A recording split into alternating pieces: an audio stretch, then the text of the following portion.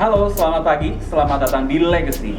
Legacy merupakan sebuah komunitas orang-orang yang berjiwa muda, penuh semangat untuk belajar, bertumbuh dalam setiap aspek kehidupan. Visinya Legacy adalah mencetak 1000 pemimpin di tahun 2030. Misinya Legacy adalah membawa banyak orang untuk mempunyai hidup yang penuh. Pada kesempatan kali ini, kita akan sama-sama mendengarkan speaker yang luar biasa. Selamat belajar, selamat menghidupi, dan tetap semangat. Please welcome. Selamat pagi. Pagi ya. Pagi Kok Arya. Yes, gitu dong. Mesti semangat. Kenapa harus semangat nih pada Sabtu ini ya? Karena kita kedatangan pembicara yang masih muda, identik dengan rasa semangat, benar nggak, Bro Ben ya? Bung Ben, Bro Mike. Nah, ini Legacy menghadirkan orang luar biasa, masih muda. Kenapa gue hari ini pakai kacamata ya? Karena gue mau terlihat muda seperti speakernya. Beda 1 tahun lah gue sama speakernya ya. Satu putaran show tentunya. Dia usia 25, kelahiran tahun 96. Nah, beliau ini lahir di keluarga pengusaha ya, punya supermarket di NTT ya. Join di Pru waktu ketika di semester 3. Nah, waktu masih jadi mahasiswa. Nah, tapi bersyukur ya, gue tuh kemarin sempat ngobrol punya cerita dari sekian banyak speaker ya, akhirnya gue menemukan kesamaan yang bertahun-tahun gue baru dapetin speaker yang sama. Lu tahu nggak apa kesamaannya Bung Ben dan Bro Mike kira-kira nih? Setiap kali ya gua temuin speaker, wah ya dia punya profile background oke banget, tapi yang ini sederhana sekali, down to earth. Kenapa? Karena punya background pendidikan sama, mirip kayak gua. Semester 3 ya, IPK-nya sama ya 2,9. Wah, jadi bangga ceritanya, lu bangga. Gua sempet tanya sama si brother satu ini, bro, kuliah? Oh iya kok sambil kuliah. Pertanyaan gue langsung, beres nggak? Nah itu kok pertanyaan bagus. Gue bilang pertanyaan paling tepat nih, sama ternyata kayak gue juga. Tapi gue justru makin bertanya-tanya, bisa sukses di Prudential ini gimana nih? Nah ya, dan tadi gue bilang bahwa keluarganya ya, pengusaha punya supermarket di NTT ya, tapi di mana bisa ngalamin satu kondisi di mana orang tuanya ngalamin kondisi nggak bagus ya, di mana pernah bangkrut ya, bahkan ada hal yang nggak gampang yang dia alamin. Kenapa? Karena orang tuanya ya sempat diberikan bantuan pinjaman sejumlah uang oleh temennya Robi speaker kita ini. Gue sampai tanya ya, itu teman lu punya papa atau temen lu? Dia bilang teman gue kok. Wih gila ya, teman kuliah bisa minjemin duit segitu banyak. Iya kok, gue bersyukur punya teman Crazy Rich Surabaya. Wow. Gue bilang, wow ini edan. Nah makanya gue makin penasaran, lu kenapa bisa join di Pru? Nah, teman-teman bisa dengar nanti dari seorang anak muda luar biasa, dari Robi ya, kenapa mau join di Pru. Karena ketika join, ada satu pengalaman yang gue bikin, ini perlu diceritain. Kenapa perlu diceritain? Pernah dalam 1 tahun pertama ya, mau 4 kali keluar dari Prudential. Nah, kenapa mau 4 kali? Gue tanya, kenapa sih? Karena 40 kali berturut-turut ditolak. Wah gila ya, 40 kali betul ditolak. Jadi kalau sekarang yang baru 5 kali, baru 3 kali, ini 40 kali. Tapi makin penasaran kenapa sekarang kok masih bertahan di Prudential dan punya pertumbuhan luar biasa, punya prestasi. Makin penasaran kan? Nah itu previewnya. Tapi sebelum kita panggil pembicaranya, yuk kita lihat dulu Sadepans yang berikut ini.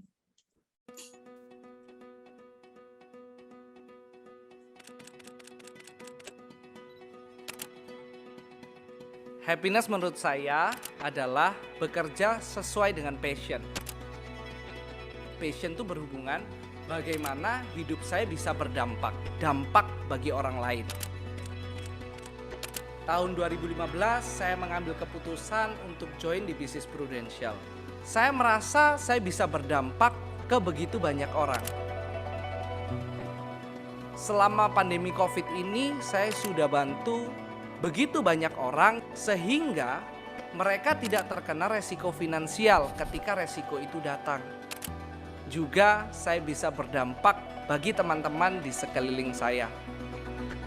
Ada Tio Nathanael, Natasha Andrea, Ricky Setiawan, Grace, ada Iswandi, ada Willy, Feli, dan lain-lain.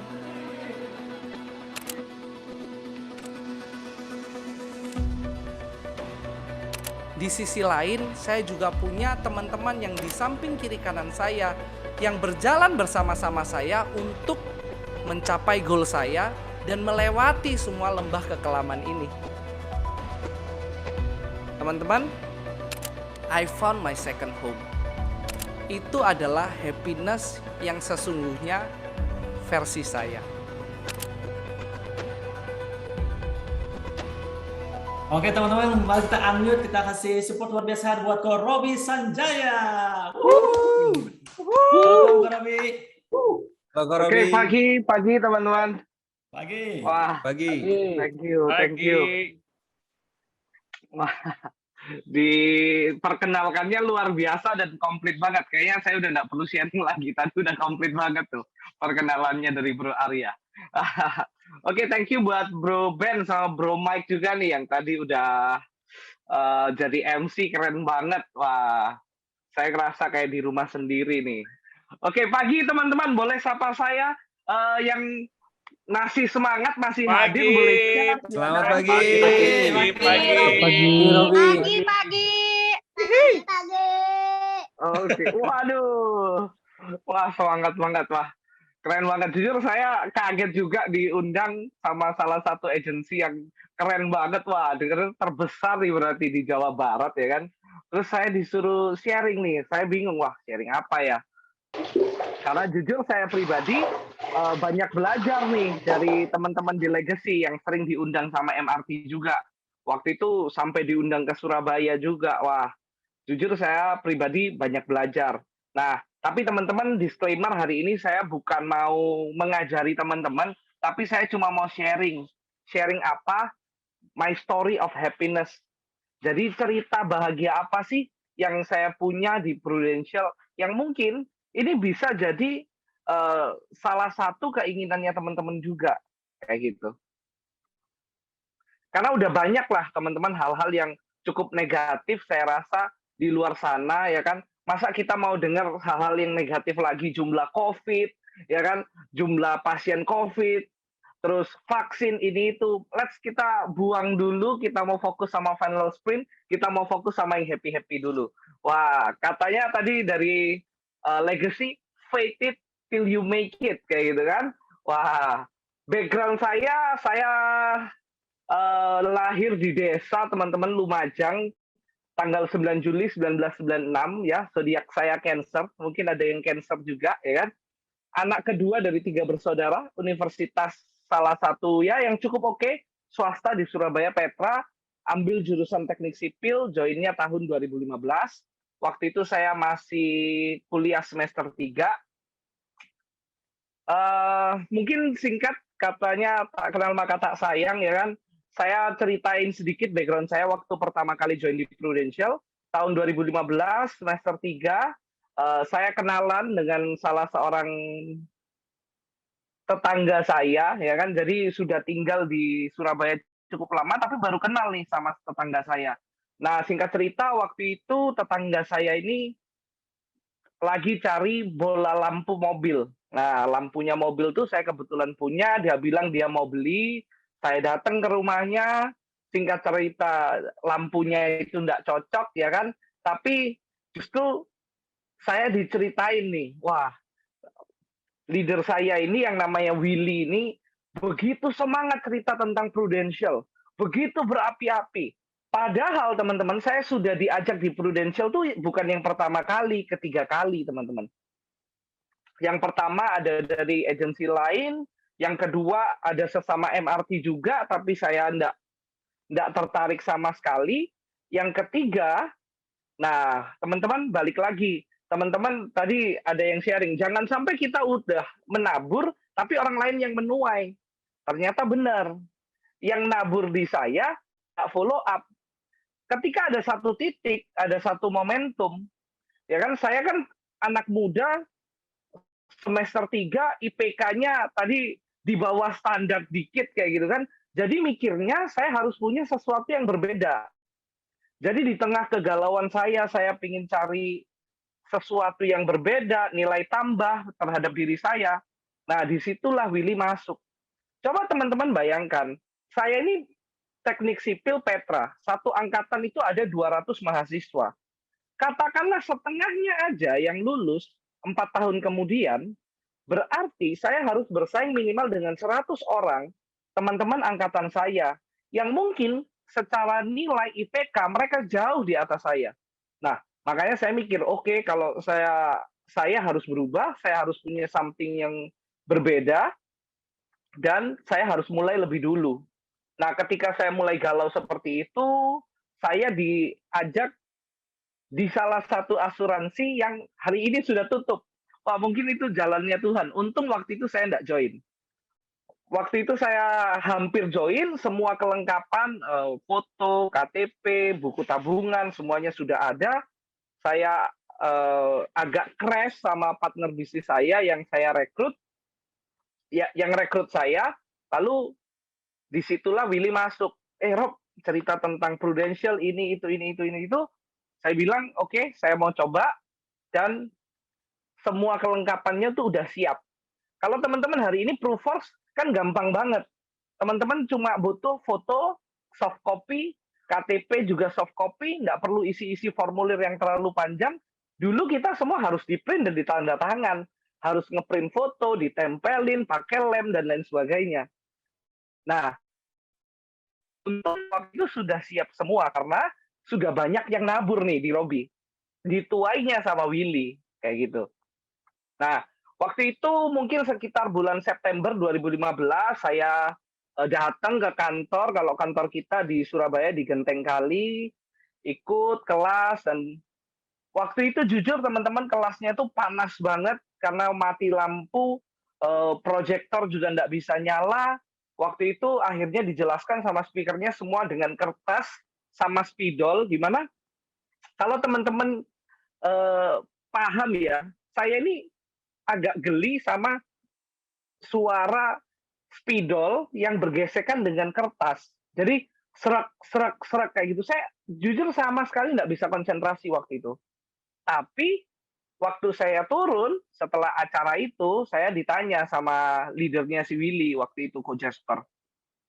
Coach Jasper bilang, bro gimana acaranya? Menurutmu peluang bisnisnya bagus nggak?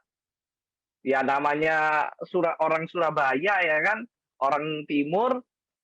Ya saya bilang, oh iya kok, bagus kok, kayak gitu. Gimana bro, mau coba nggak? Saya bilang kayak gini, coba teman-teman bayangin, leader saya, Coach Jasper itu, tingginya 185 cm. Dia itu mantan personal trainer. Dia punya bicep, lengannya itu lebih besar daripada paha saya. Tapi saya bilang kayak gini, kok, jujur ya, saya nggak cari yang namanya income di sini. Wih, anak orang kaya, ya kan? Hari Senin, mobil A, Selasa, mobil B, ya kan? Disuruh, gimana bisnisnya? Wah, saya nggak cari uang di sini kok. Saya carinya pengembangan diri. Wih, teman-teman coba bayangin, saya sama Coach Jasper tuh selisih satu putaran show. Ya kan, sama-sama show tikus, ya kan? Dibilang kayak gitu sama ini anak kecil umur 19 tahun. Untungnya leader saya waktu itu sabar, ya kan? Masih sabar, ya kan? Dia bilang, bro, kalau kamu dikasih kesempatan, ya kan, untuk dapat pengembangan diri dan juga dibayar, kamu mau apa enggak? Wah, saya mikir, kalau seandainya saya sebelumnya sudah ikut kelas-kelas seperti seminar di Public Speaking Academy, ikut seminar-seminarnya mungkin Tung Desem Waringin dan lain sebagainya, dan itu berbayar teman-teman, belasan juta teman-teman. Dan saya dikasih kesempatan nih untuk belajar, dapat pengembangan diri, dan ada potensi dibayar kayak gitu. Wah, saya bilang, ya udah deh kok aku mau. Waktu itu singkat cerita saya langsung join dan saya langsung mau. Nah, sambil berjalannya waktu, ya kan, saya join dan saya ada sampai hari ini. Nanti cerita-cerita di yang tadi Bro Arya udah sebut nanti saya ceritain di belakang. Oke. Tapi teman-teman, ini kan hari ini saya mau bicara tentang final sprint kayak gitu. Final sprint berarti kita mau yang semangat-semangat kayak gitu. Tapi saya mau balik lagi sedikit ke basic. Kenapa harus rekrut dulu? Kenapa harus rekrut? Saya ini bukan yang terlalu jago selling, teman-teman. Sellingnya biasa-biasa aja. Tapi puji Tuhan grupnya lumayan lah. Nah, saya cuma berpatokan seperti ini. Kenapa kalau saya harus rekrut? Karena teman-teman sudah jelas di sini ada bisnis plan-nya. Ada yang di MRT bilang, oh 5 tahun 150 juta, ya kan? Nah, berarti gimana caranya untuk mencapai PET di sana? Yaitu kita punya partner bisnis, ya kan? Kita punya grup bisnis yang besar. Wah, di sini kan grup bisnisnya udah gede banget. Teman-teman nggak perlu pusing cari di sana sini, ya kan? Cari belajar di sini, belajar di sana. Padahal karena di sini komunitasnya saya lihat udah bagus banget, ya kan?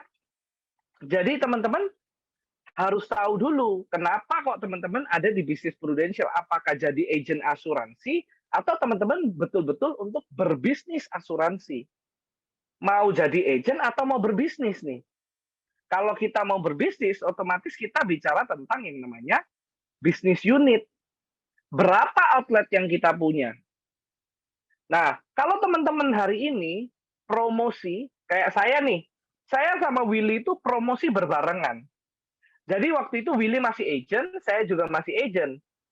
Nah, saya dan Willy promosi berbarengan, otomatis di tahun 2015 sudah ada 2 bisnis unit. Willy UM, saya UM. Tahun kedua, dari 2, masing-masing promosikan 1, berarti punya 4 bisnis unit. Dari 4, masing-masing 1 aja promosikan 1 bisnis unit. Jadi 8, tahun keempat 16. Yuk kita hitung-hitungan. Kalau dari 16 bisnis unit di tahun keempat, let's say kita nggak usah yang terlalu too good to be true lah, direct unit 600 juta aja. 600 juta itu kan berarti cuma 5,5 miliar. Saya rasa banyak banget leader di sini yang direct unitnya 500-600 juta, bahkan miliaran kayak gitu kan. Kalau mau promosi AD aja 900 juta. Berarti saya kan bilang sesuatu yang nggak too good to be true. 16 bisnis unit kalau dikalikan 600 juta. Coba teman-teman boleh bantu saya nggak? 600 dikalikan 16 bisnis unit. Boleh? Ada yang bantu saya dengan kalkulator? 9,6 M. 9,6 M, Ko Robi. 9,6 M, betul. 9,6 M, kalau ini kan kita bisnis royalti 10%. 9,6 M kalau dikalikan 10%, berarti 960 juta. Ya kan? 960 juta berarti bodoh-bodohan kita pasti dapat passive income. Passive income-nya doang loh ya. Saya bilang passive income kalau teman-teman setiap tahun promosikan 1, itu 960 juta itu sekitar 80 juta 1 bulan. Belum kalau teman-teman masih selling pribadi, belum teman-teman punya direct unit di tahun itu, dan lain sebagainya. Saya mikirnya cuma kayak gini. Saya punya leader, Coach Jasper, itu jago selling, ya kan? Jago juga building team. Saya cuma mikir, kalau saya nggak sejago Coach Jasper dalam selling, ya saya harus punya partner bisnis lebih banyak. Karena kiblatnya saya tuh pingin kayak ini, kalau saya ada di Prudential nih, 5 tahun ke depan, ya kurang lebih hidup saya ya kayak leader saya. Iya kan? Nah, saya cuma pingin itu, oke, gue harus rekrut berarti. Nah, kenapa lagi kok harus rekrut? Teman-teman ada yang mau promosi AAD? Yang mau promosi AAD boleh tulis saya, kayak gitu. Boleh? Mana nih yang mau promosi AAD?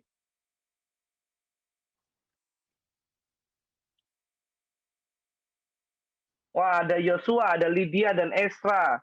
Wah, teman-teman yang masih semangat untuk promosi AAD. Teman-teman kan, AAD ini kan bukan tujuan akhirnya, betul ya? Tujuan kita adalah punya kingdom business. Business kingdom, berarti saya next dari AAD harus jadi AD. Kalau mau jadi AD, kalau saya lihat ya, kebanyakan orang-orang yang promosi jadi AD adalah orang-orang yang punya tim itu banyak. Dan teman-teman harus tahu, bangun tim itu, nyadarin seseorang untuk bisa mandiri, tidak cukup 1 bulan, 2 bulan. Makanya teman-teman harus rekrut dari sekarang. Coba teman-teman bayangin, kalau teman-teman mungkin masih kurang, ada yang kurang 150 juta, ada yang kurang 200 juta mungkin. Kalau teman-teman rekrut 1 orang, dan 1 orang itu closing keluarga, rata-rata kalau closing keluarga itu sekitar 30-40 juta API, ya kan? Berarti kalau teman-teman hari ini baru 100 juta, teman-teman cuma cari 5 orang partner bisnis. Yang closing keluarga, itu saya rasa banyak banget. Mereka yang mau melindungi keluarganya sendiri, tapi pingin dapat cashback kayak gitu. 5 orang 40 juta API, pribadi 100 juta, udah beres AAD-nya. Jadi teman-teman jangan terjebak sama finite game. Cuma berpikir cuma sampai akhir tahun. Teman-teman, yuk kita lihat lagi ke infinite game-nya kita. Berarti gimana caranya kita promosi AD. Makanya teman-teman harus rekrut sejak jadi agent. Kayak gitu. Nah, pertanyaannya gimana caranya rekrut, ya kan? Caranya rekrut gampang banget.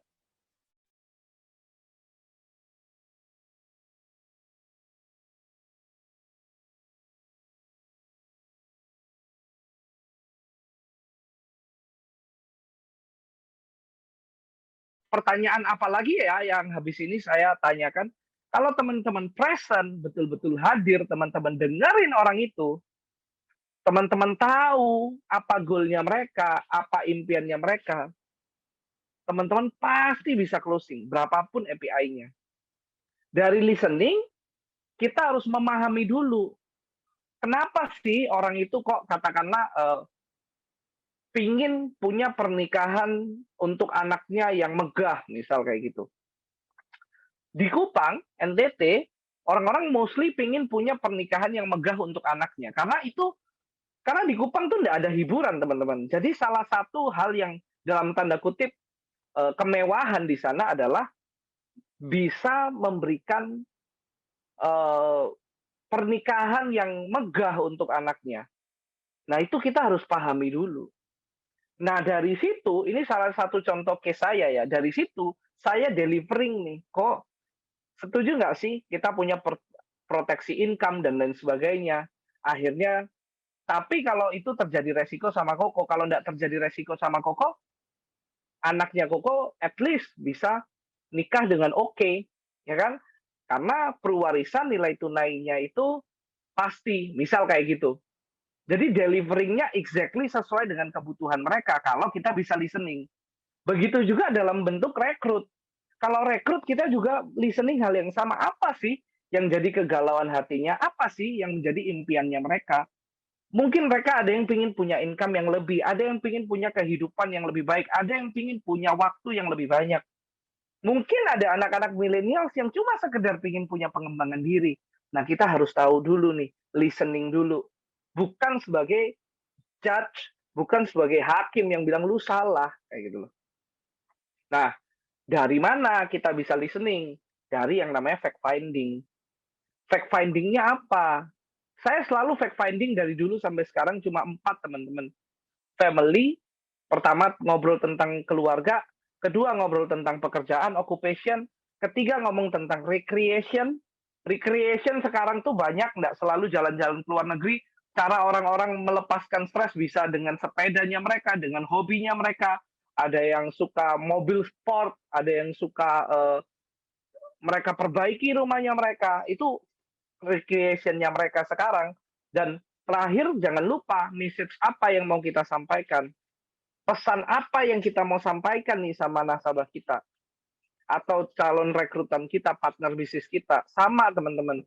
Entah itu BOP, entah itu juga selling, itu sama. Nah, kuncinya adalah kita menjadi solusi dari kegalauan hati mereka, solusinya apa. Dan juga saya selalu menempatkan diri sebagai supporter. Mensupport bisnisnya mereka. Misal mereka punya bisnis toko pabrik mass production untuk croissant. Nah, gimana cara saya support? Ada kenalan saya yang jual telur, ya saya kenalin. Ada kenalan otomatis ketika mereka jual croissant, ya saya beli dan saya bantu untuk post kayak gitu.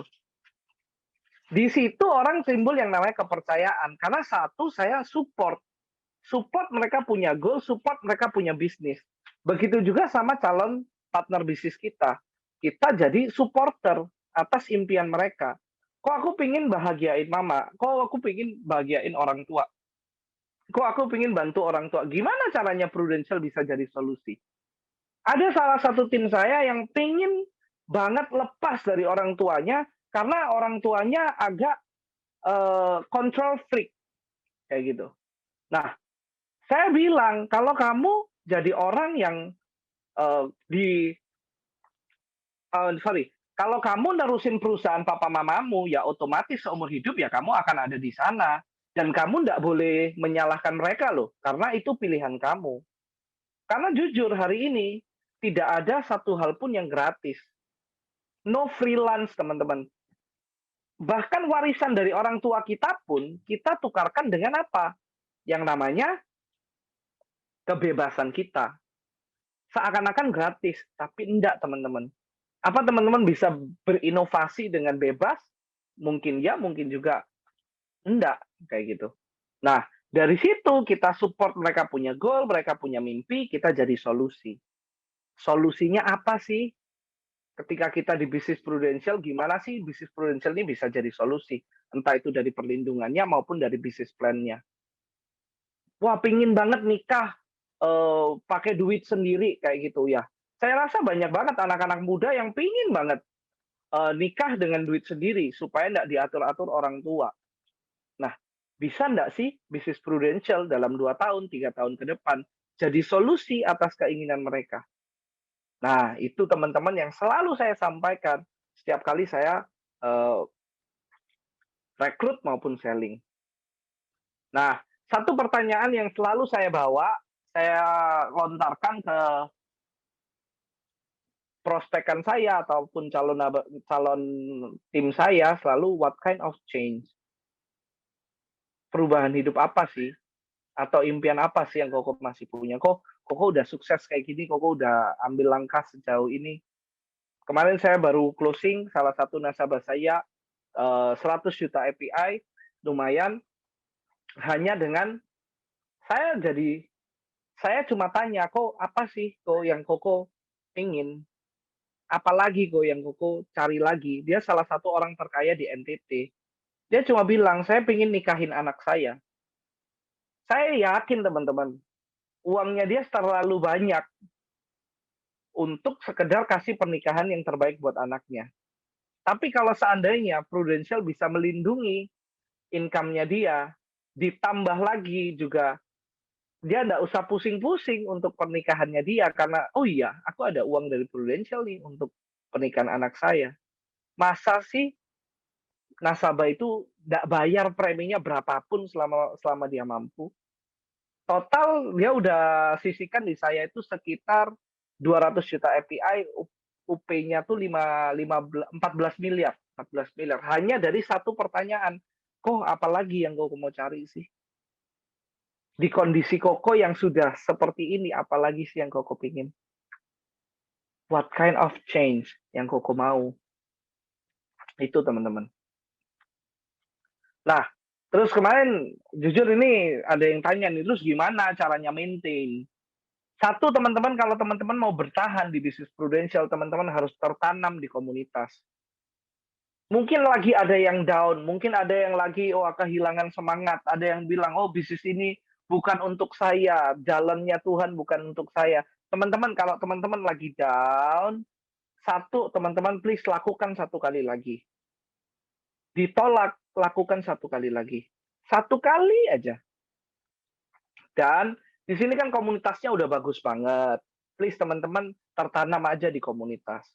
Ikuti apa kata leader. Ya kan?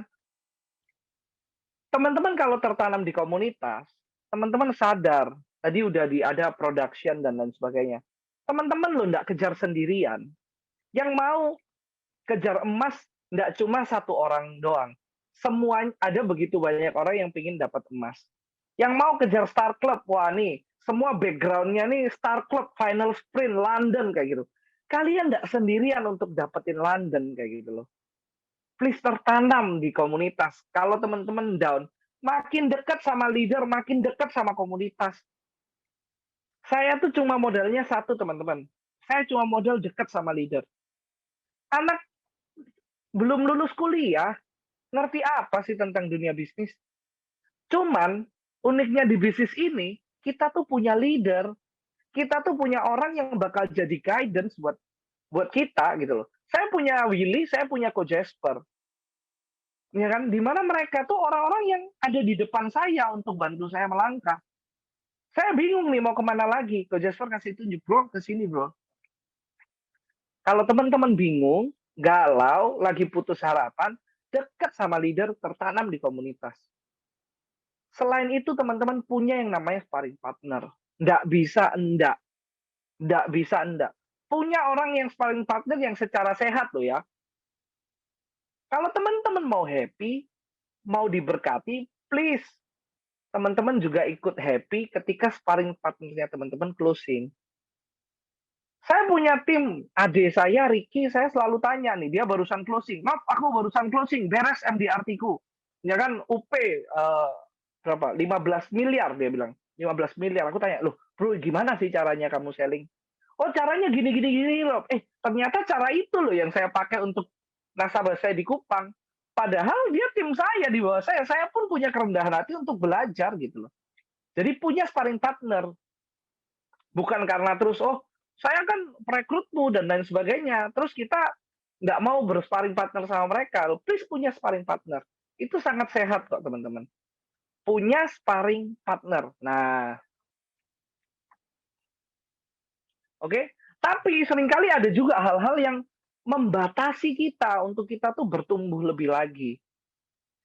Saya bahas satu-satu. Yang pertama, nggak percaya diri. Teman-teman, di bisnis apapun, pekerjaan apapun, teman-teman perlu yang namanya percaya diri. Yakin bahwa teman-teman bisa sukses. Sekarang apa teman-teman pekerjaan di luar sana yang bisa memberikan kita kepercayaan diri? Nggak ada. Ya, kepercayaan diri itu dari diri kita sendiri. Value percaya itu adalah percaya pada diri sendiri, percaya pada orang lain, itu leader, pada tim, dan juga percaya sama Tuhan. Kalau kita nggak percaya sama mereka, siapa yang mau percaya sama mereka? Kalau kita nggak percaya sama diri saya sendiri, siapa yang mau percaya sama Robi?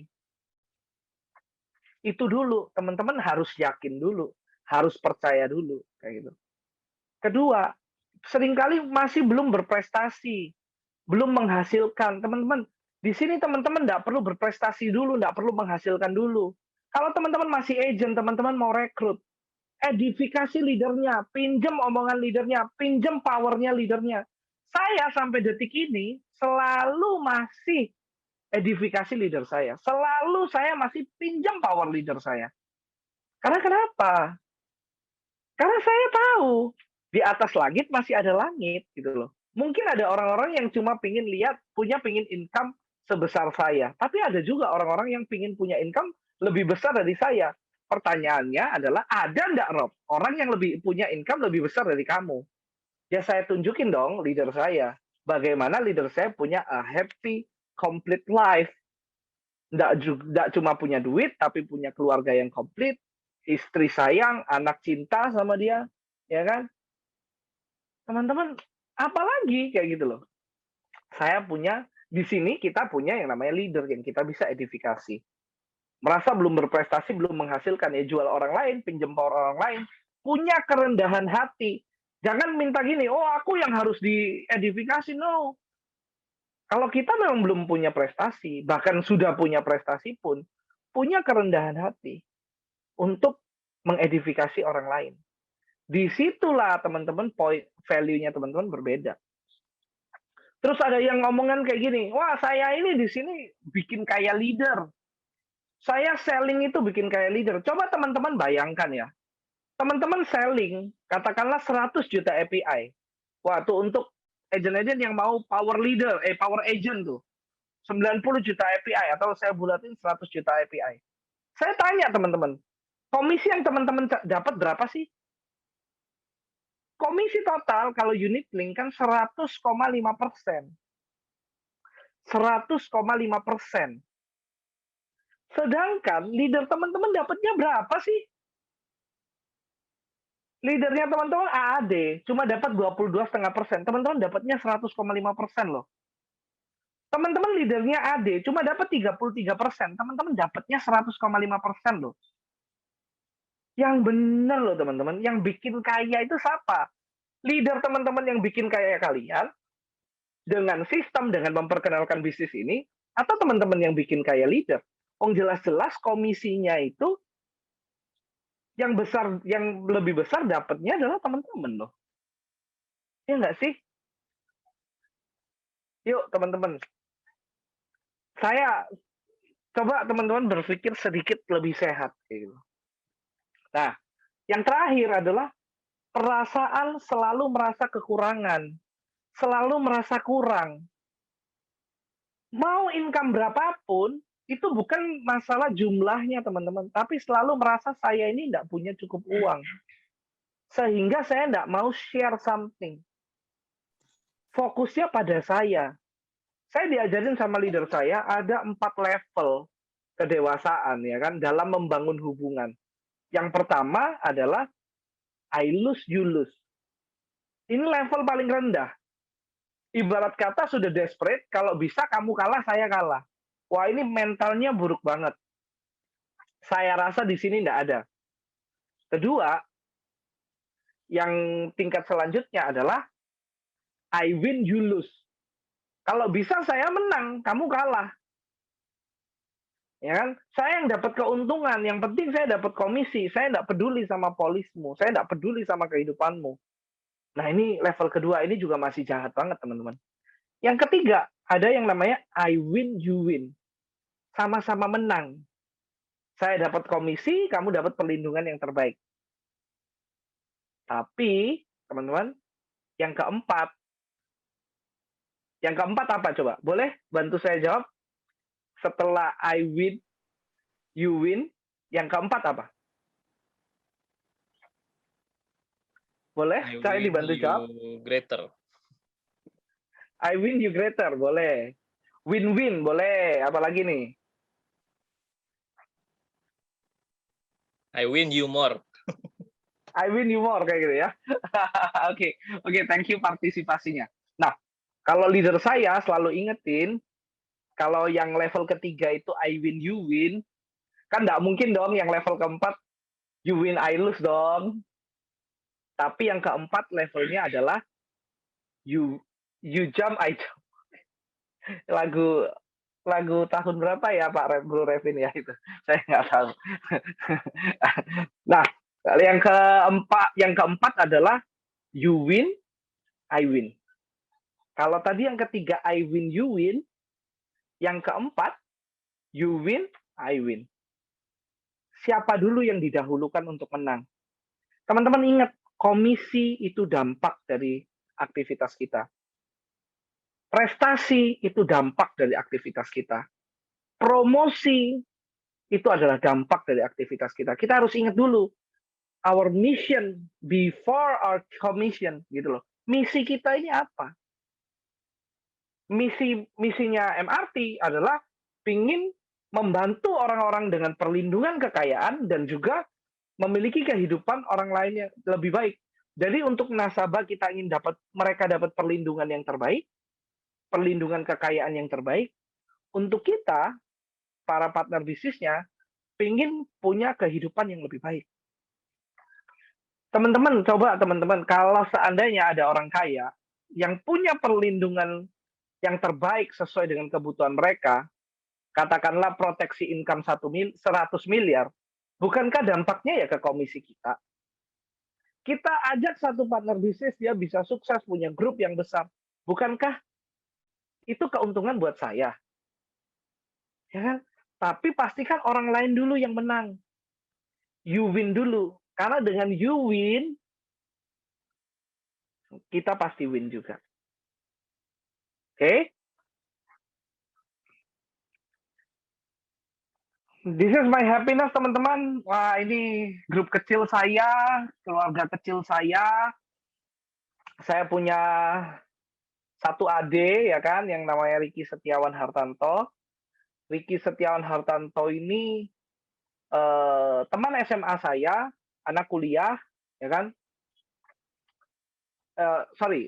Backgroundnya fresh graduate, ya kan, fresh graduate. Teman SMA yang cukup dekat sama saya, tapi di tengah pandemi COVID kemarin, dia bisa bantu orang tuanya kasih suntikan dana yang nilainya ratusan juta. Di tahun ketiganya di Prudential. Itu masuk tahun ketiga. Jadi 2 tahun lebih dia jalan di Prudential, dia bisa kasih orang tuanya suntikan dana senilai 100 juta, ya kan? Bisa juga beli jam favorit, jam kalau cowok itu kan salah satu kebanggaannya itu di jam tangan, ya kan? Jam tangannya harga 245 juta, ya kan? Cash, teman-teman. Dan hari ini income-nya paling enggak sekitar 50-60 juta satu bulan. Ada tim saya juga yang namanya Natasha Andrea, masih AAD, cewek, mandiri, ya kan? Background-nya itu adalah interior design. Hari ini paling enggak dia bisa nunjukin ke papa mamanya kalau aku cewek yang mandiri. Aku di sini betul-betul kerja bantu orang. Keluarganya sendiri dia bantu. Mamanya kena COVID habis 400 sekian juta. Ya kan? Tapi dia bisa bantu lindungi keluarganya. Di tengah pandemi COVID, orang-orang pada kehilangan pekerjaan, bisnisnya menurun, tapi dia bisa mandiri. Dia tinggal di apartemen orang tuanya dan dia bayar. "Pa, Ma, ini aku ada rezeki buat papa, mama, thank you udah besarin Sasa, thank you udah kasih kesempatan buat Sasa ada sampai hari ini." Bukankah salah satu kebahagiaan kita ketika kita bisa kasih kelegaan buat orang tua bahwa kita mandiri?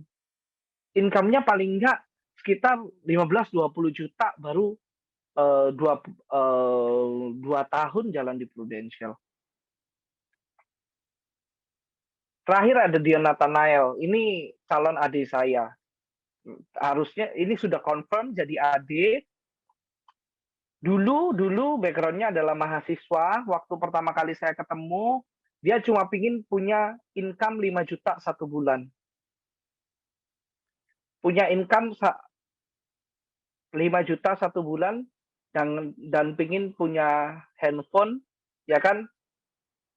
Handphonenya itu harganya cuma 5 jutaan juga. A70 saya masih ingat. Samsung A70 dia pingin, kok aku pingin beli handphone kayak gitu. Anak muda yang cuma berani bermimpi punya income 5 juta satu bulan dan pingin ganti handphone.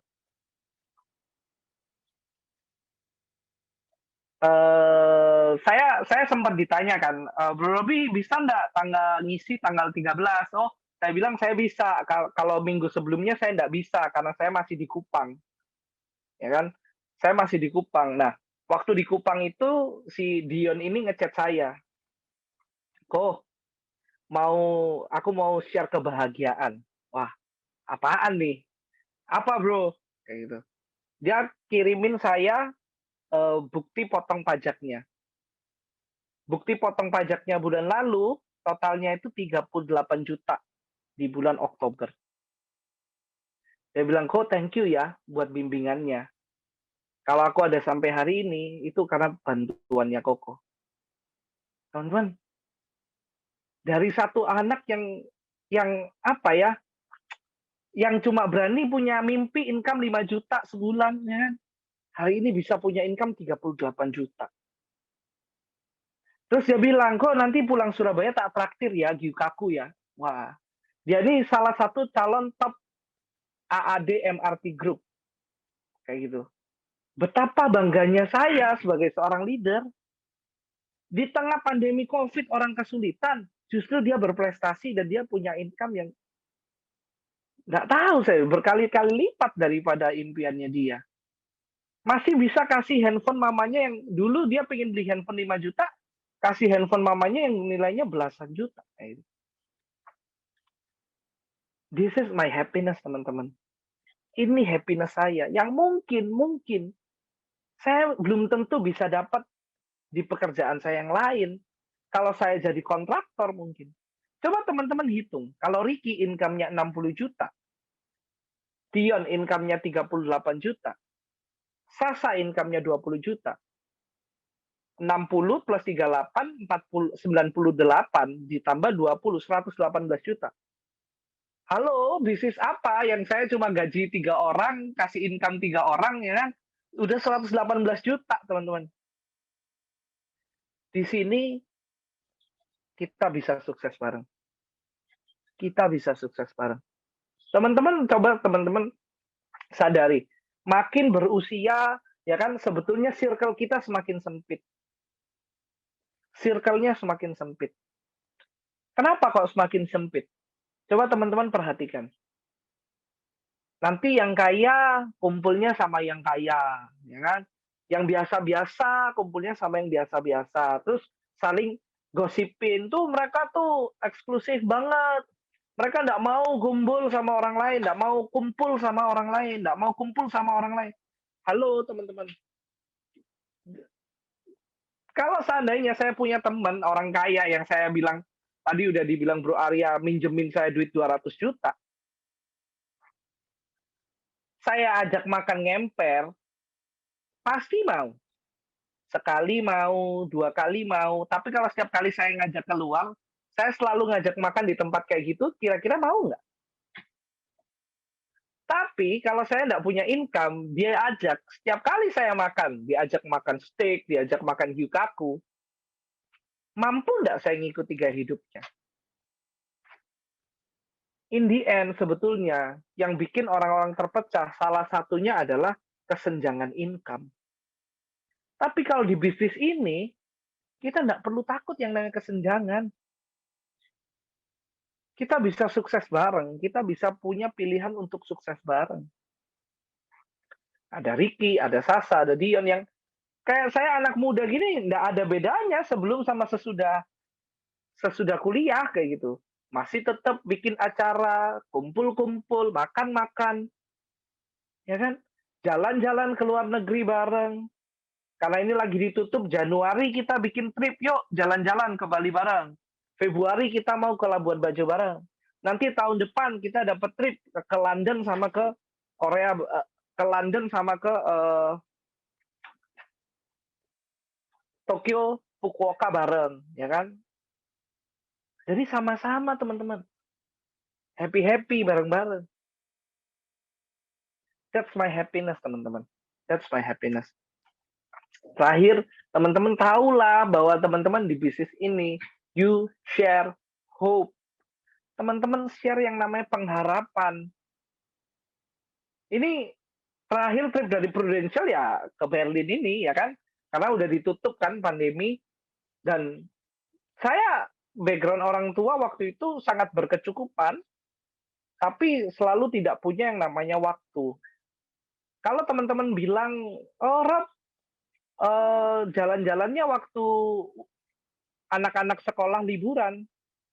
Papa mama saya punya bisnis toko sepatu, di mana waktu itu saya nggak ada, kita harus ke Kupang dan jaga toko kayak gitu loh.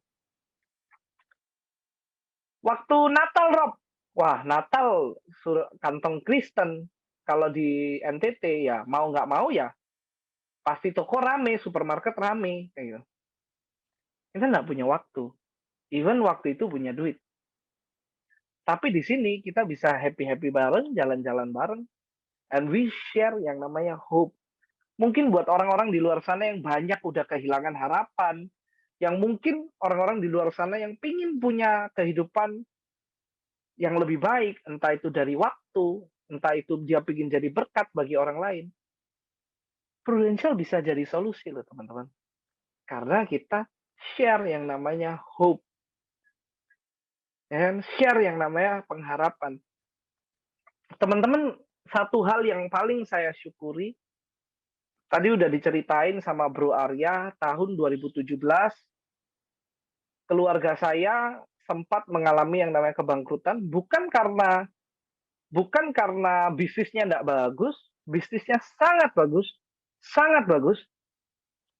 Kalau di Natal itu satu hari supermarket itu bisa punya omset 100 juta. Belum termasuk mama saya jualan grosiran.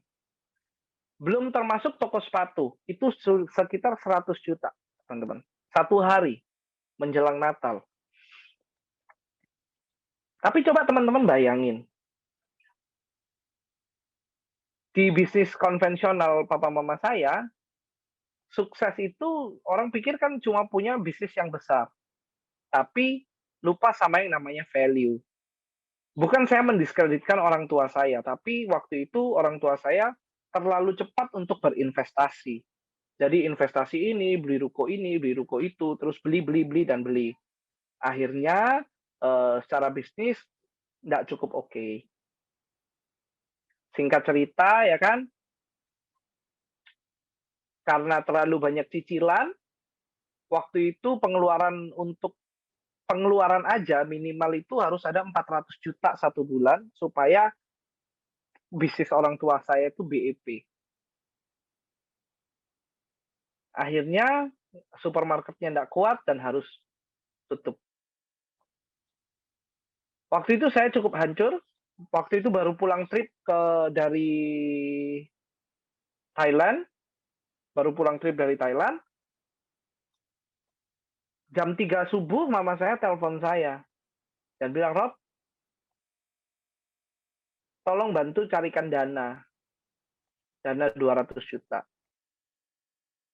Di situ saya jujur bingung teman-teman, cari duit 200 juta dari mana?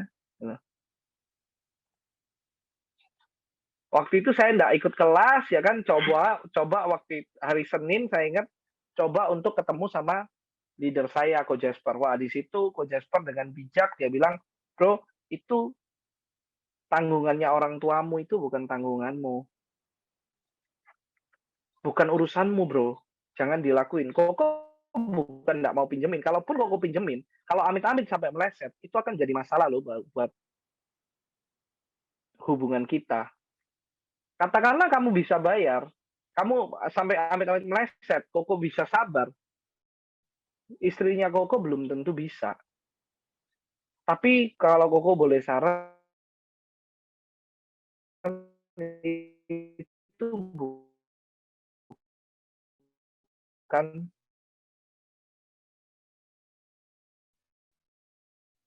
ya udah sekelas ya bro, soalnya aku lagi gini. Singkat cerita dipinjemin lah uang 200 juta. Titik terendahnya adalah ketika ramalan leader saya itu terbukti, yaitu mama saya gagal bayar. Mama saya nggak bisa bayar, bisnis getting worse, makin buruk. Waktu itu nasabah saya juga banyak yang lapse, karena bisnis ini kan bisnis kepercayaan. Banyak orang-orang yang mulai nggak percaya sama papa mama saya. Semua lapse. Nggak tahu lagi mau kemana, ya kan? Saya nggak punya muka lagi untuk datang kuliah, ya kan? Tapi saya nggak pernah lari. Teman saya selalu bilang, bro, take your time. Kapanpun kamu ada uang, bayaran, it's okay. Teman saya cuma bilang kayak gitu, teman-teman. Ya udah, saya memutuskan waktu itu saya nggak lanjutkan kuliah saya cuti, dan saya fokus di Prudential. Tapi teman-teman ingat satu hal yang saya ingat banget, ketika seorang Robi itu mulai putus pengharapan, nggak punya pengharapan lagi, sudah nggak percaya lagi tentang masa depan, bingung harus kemana, bingung nggak tahu kemana, bingung masa depannya harus gimana, serba bingung teman-teman, sudah nggak ngerti, kayak semuanya di depan saya itu blur dan gelap. Seorang Robi ini nggak percaya sama dirinya sendiri bahwa dia bisa sukses. Tapi waktu itu masih tetap ada satu orang, leader saya, Coach Jasper, yang selalu percaya sama saya, yang selalu tetap memberikan pengharapan kepada saya, bahwa Robi Sanjaya ini berharga. Robi Sanjaya ini masih punya harapan untuk sukses. Kalau saya mungkin di bisnis di luar dari Prudential, saya nggak punya mentor atau leader yang bisa kasih saya guidance. Sehingga saya ada hari ini, teman-teman. So, buat teman-teman sekalian yang mungkin ngerasa, oh, this is not my business, jalan Tuhan buat saya bukan di sini. Ada orang yang mungkin cerita hidupnya lebih parah daripada teman-teman. Dan Tuhan masih kasih kesempatan untuk bisa sukses. Dan jadi berkat bagi orang lain, kayak gitu loh. Apalagi teman-teman yang mungkin background-nya jauh lebih baik daripada saya. Harusnya teman-teman bisa jauh lebih sukses daripada saya. Gitu. Mungkin thank you, sekian dari saya balikin ke Bro Arya ke teman-teman. Oke. Thank you, Bro Ruby. Sekali lagi boleh teman-teman? Ya, boleh kasih saya thank you teman-teman. Oh, Ya, thank keren you, banget. Robi. Thank you, Robi. Thank you Robi, thank you, Semangat, thank you, Robi. thank you. Bro Robi, Yuk. boleh ya kita ada sedikit buat pertanyaan ya. Jadi ada beberapa yang Ya, boleh, masih penasaran nih. Ya, tadi gue dengerin ceritanya juga ya. Sempet kan gue ngobrol ya sama lu ya, ke Robi ya. Ya, ya. Lagi itu sempat lagi itu di satu kondisi yang join di Prudential ya. Udah gitu katanya pernah ditolak 40 kali itu loh gitu. Nah, Ya, ya. lagi itu sempat akhirnya mau keluar ya. Mau keluar, masuk, keluar, masuk. Nah, itu boleh tolong ceritain nggak Bro Robi ya, kenapa itu lagi waktu perjuangannya waktu ketika Bro Robi waktu promosi jadi AAD nih ya. Nah, itu gimana tuh Bro Robi? Ya, oke. Sebentar saya stop sharing dulu. Oke. Teman-teman,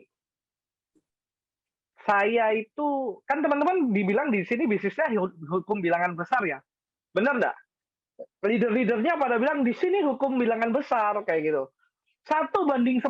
Wah, ketemu 10 orang pasti closing 1 kayak gitu. Saya dimulai sebetulnya waktu mulai pertama itu gampang banget.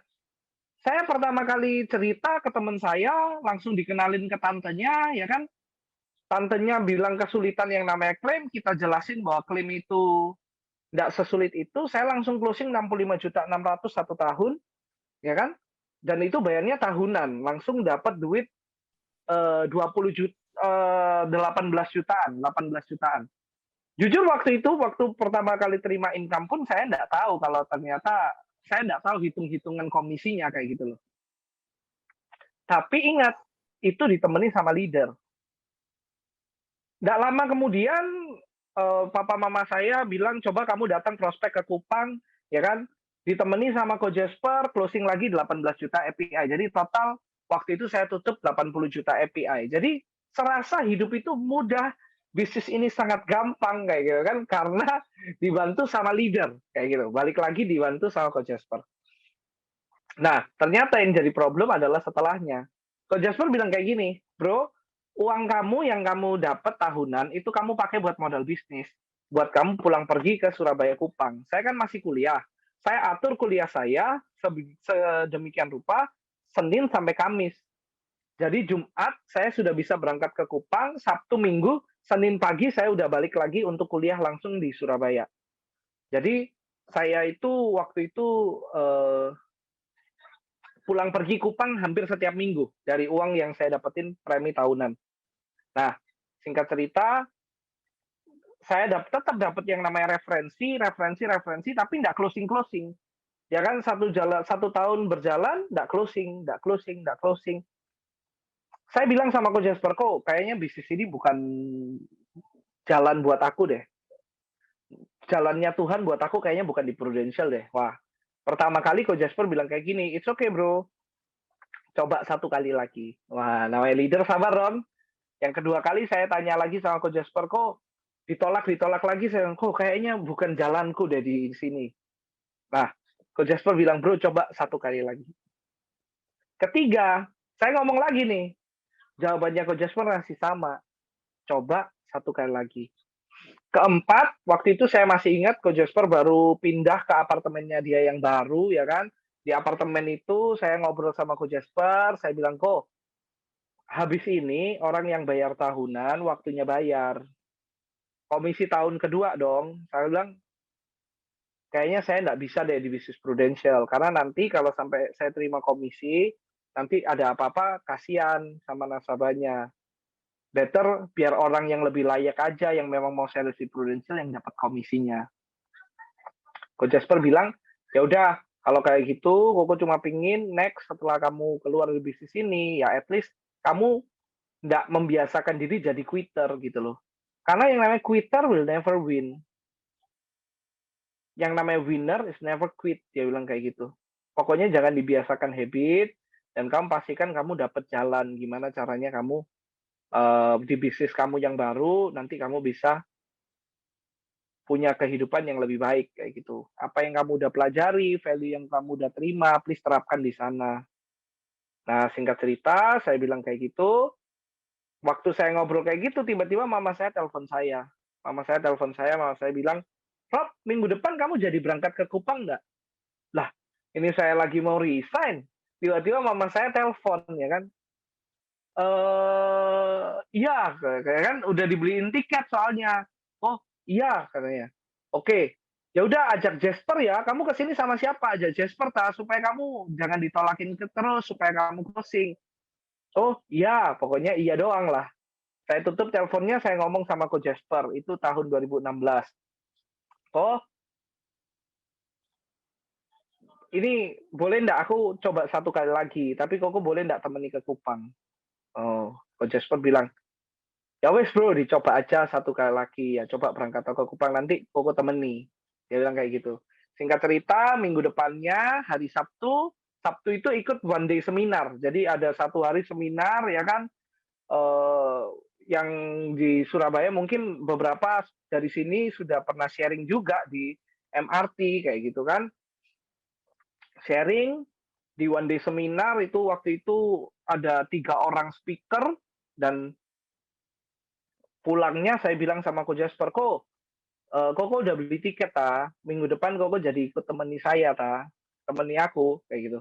Coach Jasper bilang, gini loh bro, Koko ini yakin sama kamu tuh secara teknis itu udah bagus, tinggal tunggu waktu, tiba-tiba boom, saya dalam hati, bambum kepalamu kok, ya kan, ini habis ditolak 40 kali berturut-turut loh, masih bilang bambum gimana ceritanya, kayak gitu loh. Ya udah, saya bilang ya Coach Jasper nggak mau ikut, tiket udah dibeli, ya udah saya jalan aja. Tapi teman-teman tahu nggak, ketika saya berangkat ke Kupang, bener apa kata Coach Jasper, waktu itu dalam waktu kurang lebih 2 minggu saya di Kupang, Kamis Jumat Sabtu balik, Kamis Jumat Sabtu Minggu saya balik lagi, kurang lebih dalam 2 minggu itu promosi AAD saya beres,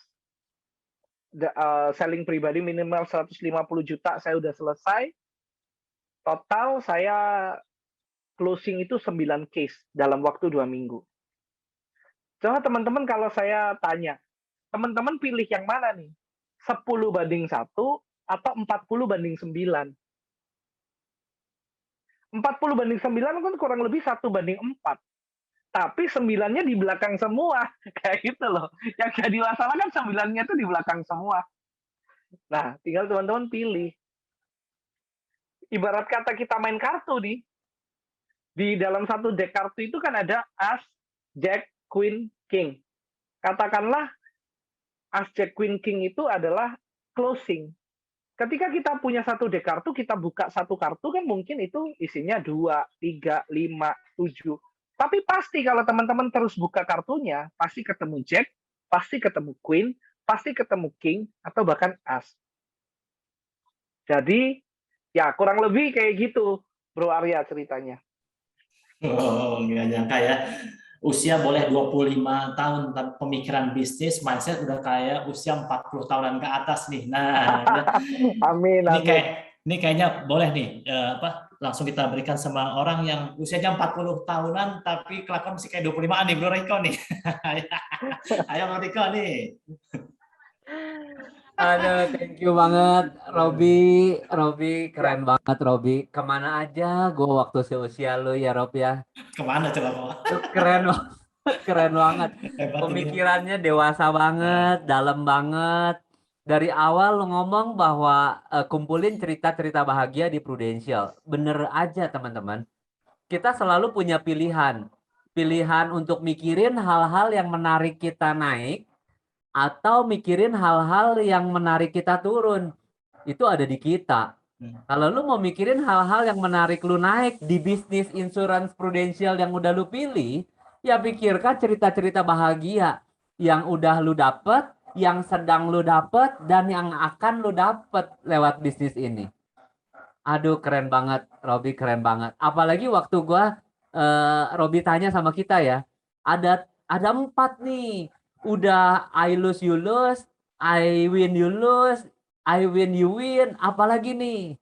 Gue masih mikir apalagi ya?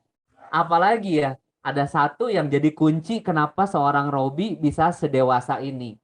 yaitu konsep memberi yang hebat di kepalanya, yang dia pahami, yaitu you win, I win.